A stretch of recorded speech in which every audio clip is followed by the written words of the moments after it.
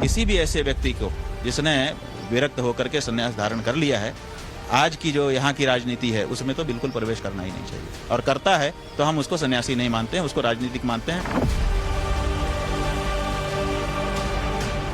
भी आम जनता बन जाओ, फिर रिजाइन करो, रिजाइन करके आओ, हमारे साथ में आओ, हम जो बोल रहे हैं वही तुम भी बोलो, जो मुख्यमंत्री रहे उसके खिलाफ हमारी तरह से तुम भी हमारे बगल में खड़े होके बोलो। अभी जो चल रहा था ये सरकारी कुंभ था। आम तौर पर शंकराचार्य सियासी टिप्पणियों से परहेज किया करते हैं, किसी राजनीतिक विचारधारा के बजाय सनातन के प्रचार पर फोकस करते हैं, मगर स्वामी अविमुक्तेश्वरानंद सरस्वती इस मामले में अपवाद हैं। राइट और लेफ्ट की बहस में हमेशा लेफ्ट को ही सेलेक्ट करते हैं। नरेंद्र मोदी के गलत कार्यों के हम मुखर विरोधी हैं और जिंदगी भर रहेंगे। उन्होंने काशी में जिस तरह से मंदिरों और मूर्तियों को तोड़ा है, पूरे जीवन माफ नहीं कर पाऊंगा, लेकिन इसका मतलब यह भी नहीं है कि उनके किसी अच्छे कार्य के लिए हम उनको आशीर्वाद ना दे सकें, इतने भी हम संकीर्ण नहीं हैं। 100 से ज्यादा संत उत्तर प्रदेश में पिछले एक वर्ष में मार दिए गए हैं, और पिछले 5 या 7 वर्षों का अगर हम डाटा निकाल करके दें तो 1000 से ऊपर संख्या चली जाएगी। इतने संतों की हत्या यहाँ हो चुकी है, उसके बारे में कोई किसी को पीड़ा नहीं है। क्या उत्तर प्रदेश के संत नहीं होते हैं? तो सवाल है कि स्वयंभू शंकराचार्य स्वामी अविमुक्तेश्वरानंद को मोदी योगी से एलर्जी क्यों है? क्यों अविमुक्तेश्वरानंद का भगवाधारी पार्टी पर सख्त और विपक्ष पर नर्म रवैया रहता है? और शंकराचार्य के पॉलिटिकल व्यूज के मायने क्यों दूसरे धर्माचार्यों से अलग होते हैं? क्योंकि जिस महाकुंभ में 66 करोड़ से ज्यादा सनातनियों ने सात्विकता को महसूस किया, आध्यात्मिक पुण्य की असीमता और अथाह सुख का एहसास किया, उस महाकुंभ के समापन के बाद भी अविमुक्तेश्वरानंद हमलावर है, हर बार नई नई थ्योरी के साथ। अभी जो चल रहा था ये सरकारी कुंभ था। जो शास्त्रीय कुंभ की परिभाषा है वो माघ महीने में होता है। माघ महीने की पूर्णिमा को वो पूरा हो गया। सारे कल्पवासी वहाँ से माघ महीने की पूर्णिमा को ही जा चुके थे, तो कुंभ तो तभी पूरा हो गया था। कि आपको पहले से पता है कि ये हो सकता है, तो उसके बारे में आपको कोई न कोई योजना बना करके रखनी चाहिए। और सरकारें तो एक योजना नहीं बनाती हैं। योजना एक ए, योजना बी, योजना सी, ऐसे 2-3-4 योजनाएं बना करके रखती हैं कि अगर ये गड़बड़ हुआ तो ये वाली, ये नहीं हुआ तो ये। तो आपको कोई योजनाएं बना के रखनी चाहिए थी। आपने कोई योजना नहीं बताई और प्रचार इतना कर दिया, और झूठा प्रचार। 144 साल की तो बात ही झूठी है। तो झूठा प्रचार करके लोगों को आपने आकर्षित कर दिया, और आपके पास व्यवस्था थी नहीं। पूरे विश्व में प्रचारित किया जा रहा है महाकुंभ 2025, महाकुंभ 2025। क्या हमारी गिनती नहीं है? जब हमारे माघ में हो रहा है, जब हमारी तिथियों में हो रहा है, हमारे पर्वों में हो रहा है, तो फिर इसको 2025 क्यों कह रहे हैं? 2081 विक्रमी क्यों नहीं कह रहे हैं? या शक-संवत आप मानते हो भारत के लोग? भारत में कानूनन भारत का संवत्सर शक-संवत है, आप उसमें क्यों नहीं कह रहे हो? तो ये जानबूझ करके विकृति लाई जा रही है।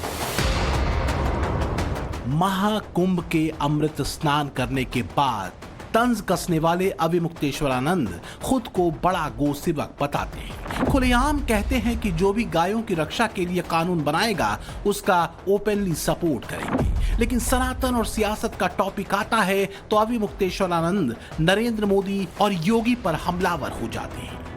मोदी को सत्ता छोड़ने के लिए कहते हैं, योगी आदित्यनाथ का इस्तीफा मांगते हैं। राम मंदिर की प्राण प्रतिष्ठा जब हो रही थी तो मुहूर्त पर अविमुक्तेश्वरानंद ने सवाल उठाए थे। केदारनाथ मंदिर से 228 किलोग्राम सोना गायब करने का आरोप लगाया। काशी विश्वनाथ कॉरिडोर के नाम पर मंदिरों को कथित तौर पर तोड़ने का दावा किया। योगी आदित्यनाथ के बुलडोजर एक्शन, नेम प्लेट वाला फैसला और अब महाकुंभ को लेकर अविमुक्तेश्वरानंद की अपनी अलग ही राय है। शब्द और टाइमिंग से साफ साफ दिखता है कि अविमुक्तेश्वरानंद के निशाने पर कौन है और कौन नहीं। हमने धर्म की शपथ ली है कि हमारा एक एक क्षण, एक एक कण धर्म के लिए होगा।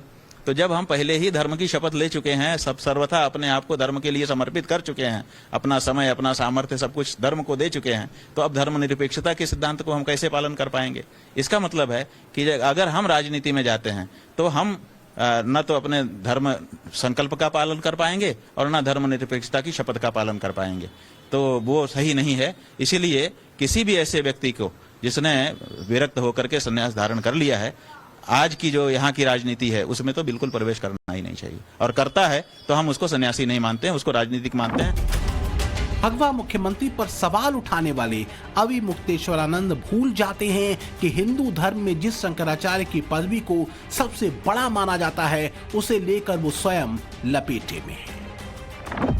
अवि मुक्तेश्वरानंद ने स्वरूपानंद सरस्वती के निधन के बाद खुद को उनका उत्तराधिकारी घोषित किया। साल 2022 के अक्टूबर महीने में ज्योतिष पीठ के शंकराचार्य के रूप में उनका अभिषेक भी होना था। इसी बीच आरोप लगा कि उन्होंने फर्जी तरीके से खुद को ज्योतिष पीठ का उत्तराधिकारी घोषित कर दिया है। कई संतों ने भी ये आरोप लगाया कि खुद को शंकराचार्य घोषित करने से पहले उन्होंने सन्यासी अखाड़ों से चर्चा तक नहीं की। मामला सुप्रीम कोर्ट तक पहुंचा तो देश की सबसे बड़ी अदालत ने उनके अभिषेक पर रोक लगा दी। तब कहा गया कि अवि मुक्तेश्वरानंद का अपने ही मठ में विरोध हुआ था, लेकिन उसे इन्होंने दरकिनार कर दिया। निजी सचिव के जरिए खुद को शंकराचार्य के तौर पर प्रचारित करने लगे। उसके बाद से उनका विवादों से नाता सा जुड़ गया, जो नॉन स्टॉप जारी है। योगी आदित्यनाथ जी की सरकार है, उसी पार्टी और गठबंधन की सरकार है जो पिछले अर्धकुंभ में थी। अर्धकुंभ में इन्होंने वक्तव्य दिया था कि अगले कुंभ तक हम सारे नाले बंद कर देंगे, और कोई नाला नहीं बंद हुआ है, सारे नाले जैसे के तैसे चल रहे हैं। हम लोग आगे तक गए, वहां एक नहर से पानी ला करके गंगा में मिलाया जा रहा है, तब लोगों के यहाँ स्नान के लिए मिल रहा है।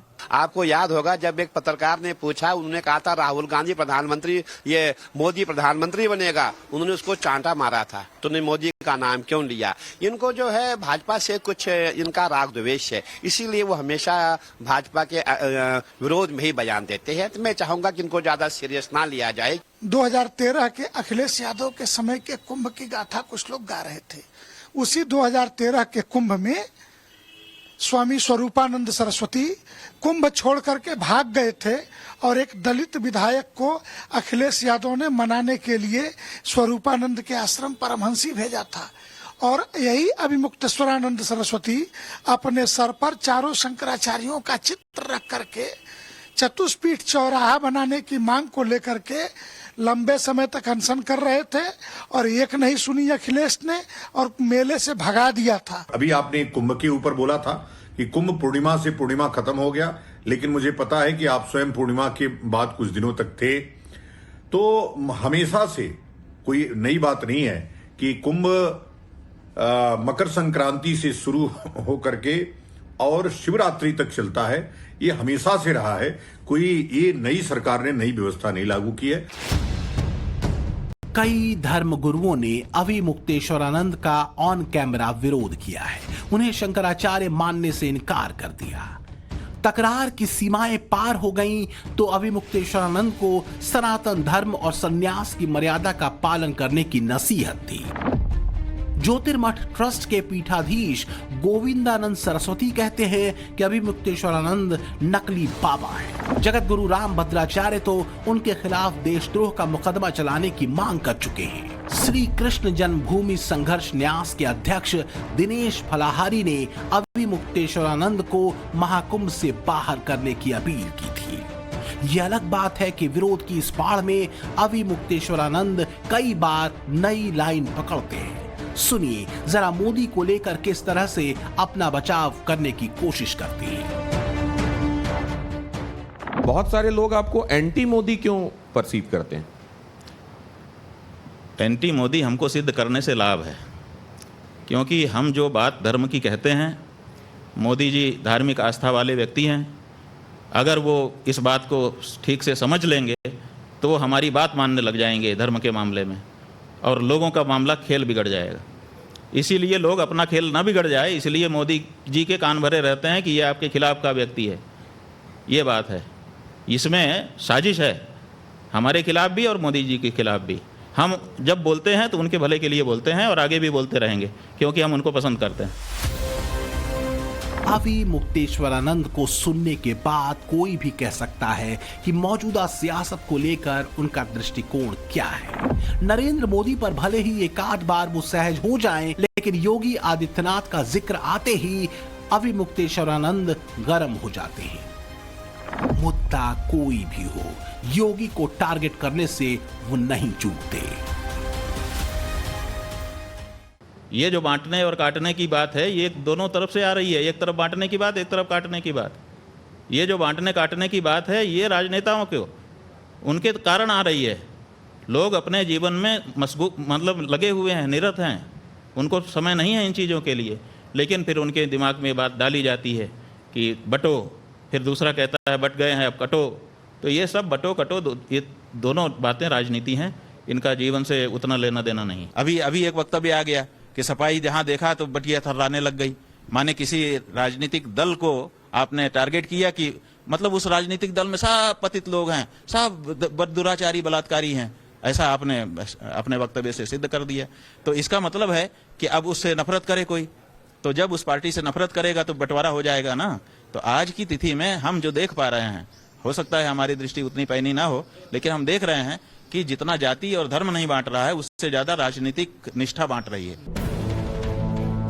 यूं तो अवि मुक्तेश्वरानंद बड़ी सफाई से सियासत और सनातन को अलग अलग मानते हैं, लेकिन हर बार एक ही पार्टी के नेताओं का विरोध उन्हें भी कटघरे में खड़ा करता है। कांग्रेस अध्यक्ष मल्लिकार्जुन खड़गे के महाकुंभ विरोधी बयान को इन्हीं अवि मुक्तेश्वरानंद ने तवज्जो नहीं देने को कहा। महाकुंभ में मुलायम सिंह यादव की प्रतिमा लगने पर राजनीति न करने की सलाह देते दिखे, और जब वक्फ की जमीन पर महाकुंभ होने के दावे किए गए तो मौलानाओं से केवल सबूत मांगते नजर आए। अखिलेश यादव के शरणागत होने की इस तस्वीर को भला कौन भूल सकता है। चेहरे की भाव भंगिमाएं बहुत कुछ बता रही हैं। महाराष्ट्र चुनाव से पहले उद्धव ठाकरे से मुलाकात के बाद दिया गया उनका बयान भी इसी तरह का उदाहरण है। अखिलेश यादव जी की सरकार थी तो उन्होंने कुंभ नहीं कराया था, और क्या यही व्यवस्थाएं उन्होंने नहीं की थी? हमने तो स्वयं देखा है। वो स्वयं निरीक्षण करने आए थे, उन्होंने स्वयं संतों से कहा था कि बोलिए कोई कमी हो तो जब आप सरकार में हो तब आप सब कुछ कर सकते हो, जब दूसरा सरकार में है तो उसको नहीं करने दोगे। ऐसा मत करो। हमने उस सब में यात्रा की, गांव के लोगों से मिले, बहुत सारे लोगों से चर्चा हुई, सबने हमको जो फीडबैक दिया तो उससे भी हमको ये बात हमारे मन में बलवती हुई, जो ऐसा कि हम पहले से ही मानते थे कि इस व्यक्ति के साथ अन्याय हुआ है। तो जिसके साथ अन्याय अत्याचार होता है उसके लिए सिंपैथी किसी के भी मन में पैदा हो जाती है। तो इस कारण से हमने ये बात उनके लिए कही।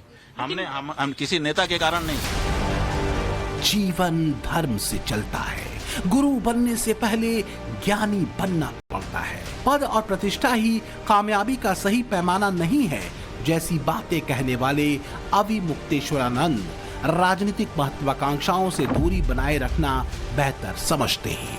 लेकिन जिस तरह से वो अपने सियासी बयानों से सुर्खियां बटोरते हैं, क्या उसमें कोई कमी आएगी? फिलहाल तो उनके तेवर और शब्दावली से ऐसा बिल्कुल भी नहीं लगता। ब्यूरो रिपोर्ट, टाइम्स नाउ, नव भारत।